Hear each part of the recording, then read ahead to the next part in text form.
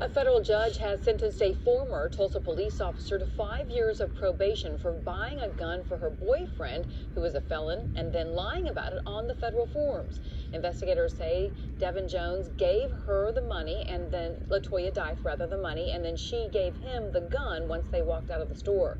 Dythe's boyfriend is not a police officer. As we mentioned, he's a felon. He was also charged in this case, but isn't. Now, to the developing story involving a Tulsa police officer facing federal firearm charges. As we reported, 26-year-old LaToya Dythe is accused of illegally buying a gun for someone else.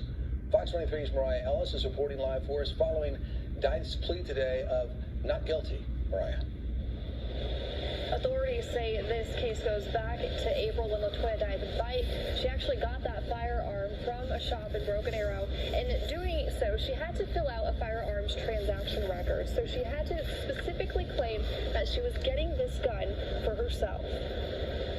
Those that voluntarily take the oath to serve the public, to serve the community, that they do so understanding that there's an obligation.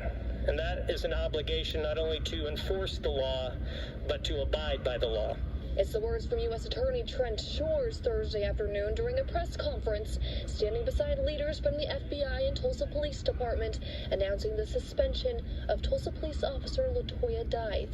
She knowingly bought a gun for someone else and lied about it. She knew she was breaking the law, and now she's being held accountable for her actions. Authorities say Dythe, a 3-year Tulsa Police Department veteran, and her boyfriend Devin Jones were indicted after making false statements while buying a gun at the Bass Pro Shop in Broken Arrow. Police say she stated to the dealer that she was purchasing the gun for herself, specifically noting so in a federal firearm document. They say Dythe paid for the pistol with Jones's money and later gave him the gun in the store's parking lot. Jones is currently in custody facing unrelated state charges. Tulsa Police Chief Wendell says their crime gun unit investigated the report and immediately reached out to the U.S. Attorney's Office. He says this comes after announcing their 2150 initiative targeting gun-related violations to prevent future crime. This is one officer, but it tarnishes the good work that's being done by the multitude of officers upon our department that's wearing this badge with honor.